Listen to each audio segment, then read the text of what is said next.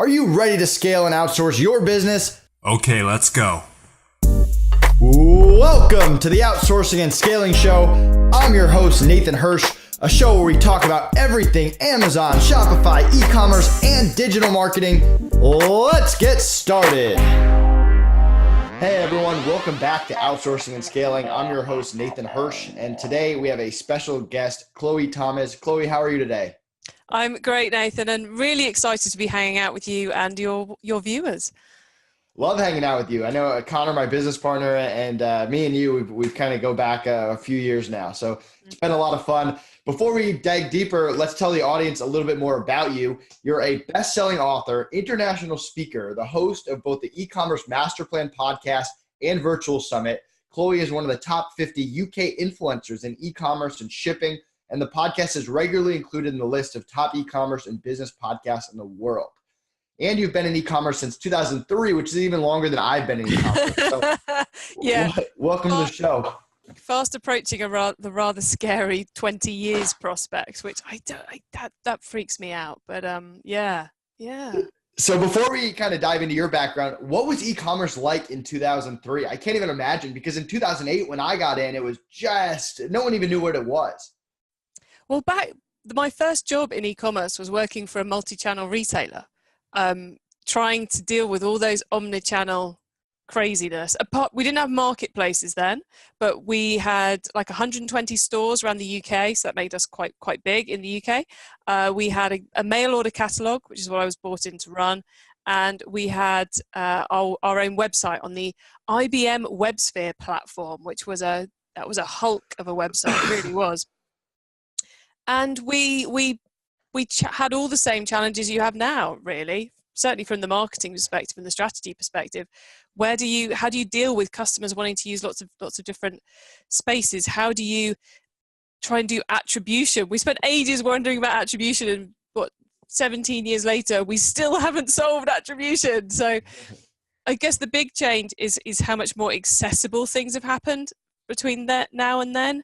You know, we were paying, we had to host the website in our offices. So at Christmas time, because we sold gifts, everyone in the office, apart from the marketing team, were banned from using the internet because it slowed down the website. I mean, absolutely crazy. But that, and we had a team of 5 running it, which these days that business would have a Shopify site.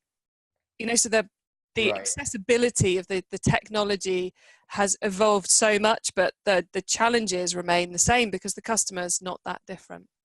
Right. Makes a lot of sense. So let's take it way back. So your childhood, I always love to know where entrepreneurs came from. Were you a straight A student? Were you a rebel? Were you, did you know you wanted to be an entrepreneur? Did that come later? You don't have to give us too much, but give us a summary of what you were like. I was a fairly boring straight A student. There you go. Yeah, I got the straight A's at GCSEs, which is the exams we take at age 16, and then it fell apart a little bit about A levels, but I did manage to get into Oxford University, where I studied history. So yeah, and entrepreneurism came to me because my third boss post uni, he offered me the job of being his head of e-commerce for about 6 different businesses, and the carrot was to turn that into a marketing agency at the end. So I was an accidental entrepreneur, and 12, 13 years on, I can't imagine having a job. So what were you going to be before you went the entrepreneurship route, or before you got into e-commerce? Was there something, I know you studied history, was there a certain job that you wanted? Well, no, I studied history because I figured I might as well study something I like. And the interesting thing is I use parts of my degree day in, day out. And the skills I learned while studying history is still very relevant to what I do now. I suppose if he hadn't come along and done that, I would have been on course to be director of e-commerce for one of the UK's high street businesses, I suppose. But I didn't take that track. I took this track. Makes sense. Probably been an awful lot more fun at the very least. So I work with a lot of Amazon sellers. And as you know, launching a product on Amazon is a lot different than launching a product outside of Amazon. And Oh, you've yeah. worked with a lot of big brands who have, I'm assuming, have launched a lot of products. Can you take us into the behind the scenes of a product launch when these big companies are trying to do it? As in on Amazon or not on Amazon? Not on Amazon. Unless you, Not on I think you're more not on Amazon, right? I'm far more not on Amazon. Yeah. So Yeah. let's talk Yeah. what you do not on Amazon. Cool. I just wanted to make sure about that before I kind of went off on the wrong tangent. So I guess in the non-Amazon world, product launches are so much less of a big thing. Okay. You know, you might be talking like a season launch when it comes to a big fashion retailer. We've got some new products, seasons coming, and we'll put the looks together. But it's not that same. Here's my highlighter pen, and I need to launch my highlighter pen, so everything's focused on this one thing. You know, Right. I often look at the listings for like Amazon associates, Amazon FBA businesses who are trying to sell, and I'm like, what, you have 3 SKUs? How do you cope with 3 SKUs? Because I work in the world of hundreds and thousands of SKUs, and it's about the range and about talking far more. We spend far more time talking about the brand. So product launches don't really come into what we do, but we would do a season launch, so new in, because new's always a big angle. So that then involves creating all the new Google ads, all the new email marketing, briefing the affiliates. So it's far more of an all-encompassing project, I suppose. And of course, if they're also selling on their marketplaces, making sure those listings are ready too. I'm not sure that answers your question, Nathan, but No, do I get away with it? It's kind of behind the scenes of the non-Amazon world. So let's dive into marketing. That's obviously your core. I'm not a marketer. I've somehow became a marketer working with FreeUp, but I've never done real marketing for e-commerce. I ran an Amazon business. I did marketing on Amazon, and even back when I did Amazon, there was no external traffic like running Facebook ads to Amazon. That didn't exist. So when you come into a business and you've run lots of different e-commerce business and you look at these thousands of SKUs, how do you create that marketing plan? What's a starting point? Walk us through that. Oh, great question I love. So the starting point for me with any marketing plan and working out, so you're working out what you're going to do for the next quarter. Right. Back when I started, we'd look at the whole year, but that's just insane these days. So we'll look at the next 3 months. One quarter is pretty normal? Yeah, quarter's pretty normal. I mean, you've probably got your eye out for like the Black Friday and the Christmas stuff, but the detail, you'd only do a quarter at a time these days. So the first thing you're going to do is look at your previous results. So the last quarter and this quarter last year. So if we're talking Q1, let's say, so January, February, March, we'd look at October, November, December. She's just trying to remember how months come together. And we'd look at January, February, March from last year to see what worked most recently and what worked in the same season last year. And then take those marketing methods that were strong. So maybe we're talking email, we're talking Facebook, maybe Facebook ads. We're probably talking social media, content, whatever worked and drove the sales in those 2 quarters is what you're going to focus on. So you kind of focus on your methods. Then I usually start with I go and catch up with the merchandising team. So the people who are in charge of the products, the buying, the merchandising team, what's coming in, what do we think is going to be a big story? So in the world of fashion, it might be a particular trend, or if you're talking in the gifts business, it might be this particular gadget or this particular item that we think is going to be our best sellers, because those guys are usually pretty good at predicting that sort of thing. And also they would probably be the ones who decide when we're doing a big discount weekend or when we're going into sale. So those are kind of the big things that you're going to hang the quarter off. And then underneath that, we're then tasked in marketing with what we're actually going to say in each email and what the focus of the Google ads is going to be and what the Facebook strategy is going to be. And so we have to work all that up, test and measure as we go through the season to make sure we're making the right decisions, we're improving things. And of course, we also have lots of ongoing builds we have to do, like the automation. So welcome campaigns need to be updated. Maybe we're building a new browse trigger campaign. So people have looked at this categories who are on our database and they haven't done anything with us in 6 months. We're going to ping out some emails to them. So all that kind of I suppose, asset building element of marketing rather than the things which are happening now, that has to go on as well. So it's a massive juggling act, but a Right. very satisfying one. And not only is it massive on the work, but it's probably a lot of people, right? You've got the graphic Yeah. designers, you got the writers, you got all these people. You're up here directing it. And I think a lot of at least people listening that are clients of FreeUp or that are running their own business right now sometimes struggle to put all those pieces together to get that end really good marketing plan.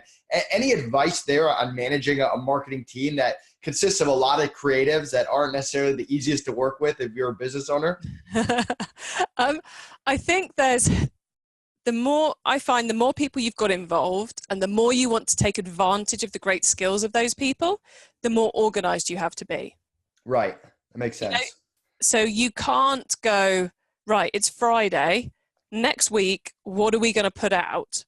And think that your copywriters, your agencies, your graphic designers, your team are going to be able to actually do a good job of it.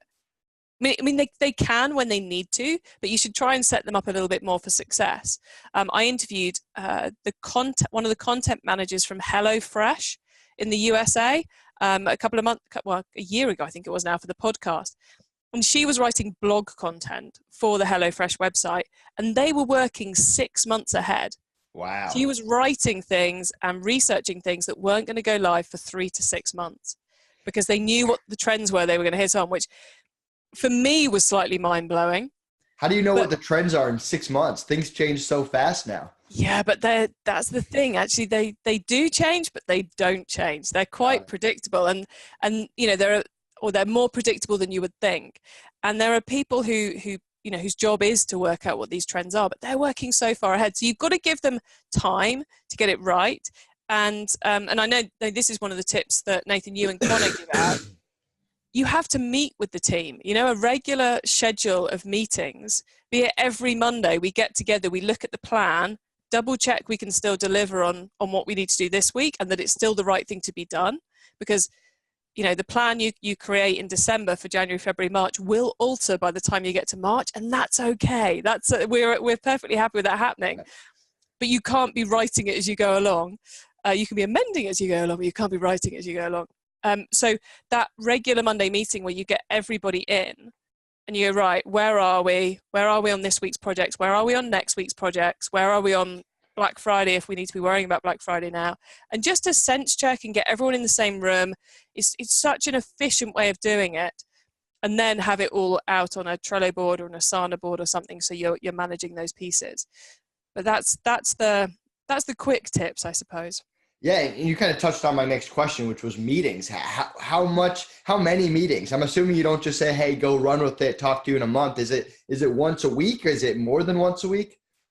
My favorite thing to do is to have a weekly meeting, a weekly marketing meeting, and then have, if I've got direct reports at a moment in time, I will have a meeting with each of those each week as well to see how it goes. But in my retailers' businesses, they would be following that. But in my business, I have a few freelancers dotted around who do different things with me. Now they come in for a project or go for a project. So with them, I'm catching up when I need to, but not in the times when they've got less to do. So yeah, you have to be there, but you also have to trust in your team. And what I find is that if you try and keep it to one meeting a week, it gives your team enough time to be creative, to feel inspired, to feel like they're doing something great, but it doesn't give them enough time to screw up, I suppose, putting it really, really bluntly.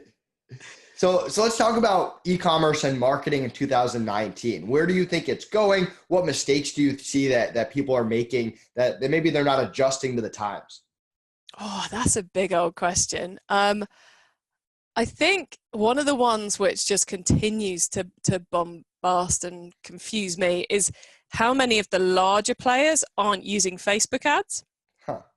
It's slowly creeping up there, but I still find a lot of big businesses just haven't quite yet got their head around it. They're trying to apply a Google ads mechanism to Facebook ads, and they just work too differently. So I think that's one thing which you can still get ahead of the pack, still get ahead of your competitors if you're doing Facebook ads well. I think there's also kind of the technological adoption I think is one of the pieces people are struggling with currently. So we have, or I see a lot of business. In fact, I've just surveyed my audience, my podcast listeners, and my email sign up guys, and I think it's like 65% of them are either are or are considering switching email marketing platform this year, which is huge. From what to what? The majority of them are on MailChimp. I'm on MailChimp. And what are they switching to? That I didn't ask them that, but the ones I hear people switching to at the moment would be Klaviyo and Omnisend. Got it. Because they're, and a few are switching to Drip by Lead Pages as well. But those seem to be the ones where people are moving to because they want all that automation. They want things to be easier. And if you go to those e-commerce focused systems, the tools are there and there's templates there, which, you know, there's nothing worse than going, oh, I ought to do a welcome campaign, but I'm not quite sure what to do. And on those platforms, you can go, welcome campaign, and it goes, this is what you should do. You go, yay, I can just get to fill in the gaps, and it's so much easier. So that's the, I guess, upscaling your tech / making use of the tech you're already paying for is one of the things which people seem to be, those who I see succeeding are doing quite well this year.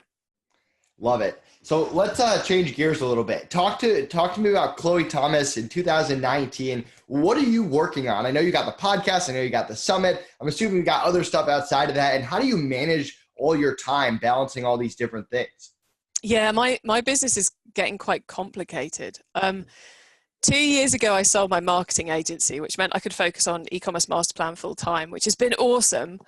And one of my primary goals with eCommerce Masterplan is to do stuff I enjoy, not just stuff that pays the rent, right. Which has led to this slightly bizarre business structure where about a third of what I do is working with actual retailers to help them solve their marketing problems. So everything from coaching and consulting through to running the summit or helping them listen to the podcast.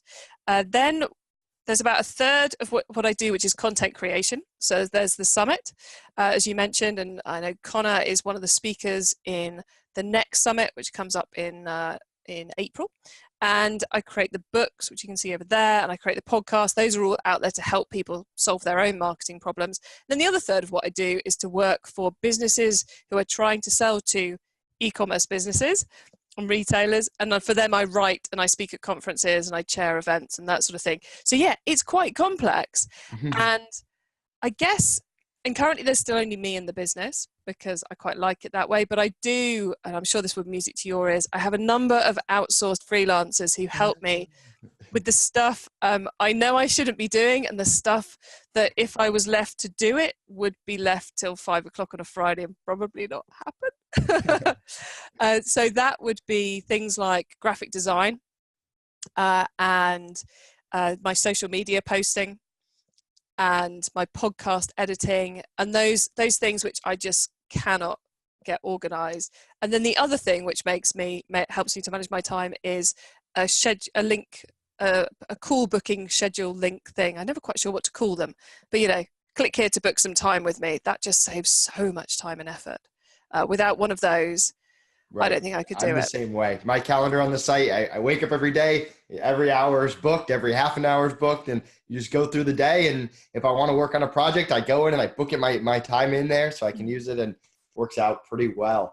So what did I miss? What should people know about marketing, know about e-commerce in 2019 that people might be missing the boat, or something cool that you come across? I know that you that you meet with a lot of different people and influencers. Give us something cool that's going on that the average person wouldn't know. I think the average person is scared of this. But I think I did some tests with this in December and January with a couple of retailers, and proved that customers don't mind you doing this, and it can be highly lucrative. What am I talking about? Browser push notifications. So these are, when you go onto a website and something pops up and it says, they would like to contact you, click allow or don't allow. And you do that one click, and then you get a pop-up every now and again from them telling them a new blog post has gone live. The news and blogs and platforms seem to be a lot more using of this software than the e-commerce businesses are. But I saw some really interesting case studies last year, middle of last year, about it. So I decided to test it with a couple of businesses over the Christmas period. And the one which blew my mind with the group that I was doing the testing with was a company called Serious Readers. And you won't have heard of them. No one listening will have heard of them. They're a British business, quite a big business actually, but they sell reading lights for those who either have a craft that involves really focusing on something, like model creation or needlework or something, or those whose eyesight is failing and want to still be able to read the newspaper. And their lights start at about £150. That's about $250 per light, and they go up in price. So they have a very old audience. The majority of their sales still come through on desktop, not mobile, which is, relevant for their demographic, not because of anything else. And their customers, because they're that older demographic and because they're buying that highly priced product, and my assumption was that push marketing was all about the knee-jerk impulse sale. Oh no. The results were phenomenal. We got a 13% conversion rate from one of the campaigns we ran. Wow. I know, it's mental. And we started from zero because you don't have any subscribers until you turn it on. And we earned £4 per subscriber in those 2 months we were running it, which for a standing start is really good. And the other thing is the marketing we were sending was helpful messages and content-based messages. So they put a blog up about glaucoma and some of the latest research on glaucoma. And that's what we put in our push notification. Was we just here's the latest news about glaucoma and XYZ's happening, and it converted. And I'm like, really? And it was absolutely fascinating. And we didn't have one single customer service complaint about either the pop-up or the alerts as they were coming through to an audience which you would have thought would be the least likely to want the browser push notifications. Often these days, it's something which is included within an email marketing platform. So there's a strong chance that those people who are watching this have actually already paid for it. They're just not using it and haven't deployed it. So that's a big tip for me this year, is to give browser push notifications a try, because they are powerful. You have a lot more control over how much they annoy the customers than you might think. So you can make them very unannoying, and they can really drive great sales for your business. So yeah, that would be my top tip. Very awesome. Chloe, how can people find out more about you and tell us about the summit? I know you have that coming up. Yeah, sure. So you can find out more about me at eCommercemasterplan.com. You'll find out everything I'm doing and how to get in contact. And the summit is going live on the 30th of April. It is available to sign up for free throughout April. So you can get it completely for free. And we are focusing on the world of subscription e-commerce, which I think is one of the most exciting things in e-commerce at the moment. There's huge growth because not only is the tech now there to make it really easy for us as retailers to deploy and create a subscription business, but consumers are loving it. And they're loving it in ever greater numbers. So if you want to find out how to launch, how to grow, how to retain customers in the world of subscription, I've got some amazing speakers, some people who are running subscription businesses themselves, and I've got the best of the subscription suppliers. So I've got Recharge coming on. I've got Connor from FreeUp coming on for all your outsourcing needs. I've got one of the top Shopify agencies in the UK speaking. I have, who else have I got? I've got a viral marketing specialist. I've got email marketing being covered. I've got the guys from Stubbly, which is one of the subscription platforms, coming on. It's the content. I'm already partway through recording it, so I can say this hand on heart. It's really, really good. You want to get this. You're going to have 3 days to watch the whole thing for free. And you can find all of that at ecommercemasterplan.com/summit. Listeners, if you want to build your brand, if you want to get off Amazon and really market and grow your business, check out Chloe's podcast, check out the virtual summit. And Chloe, thanks so much for coming on. Thank you. It's been a pleasure. Hey everyone, thank you so much for watching. Did you enjoy this content? If so, click like, leave us a comment, and subscribe to our channel so we can continue bringing you great content all about hiring.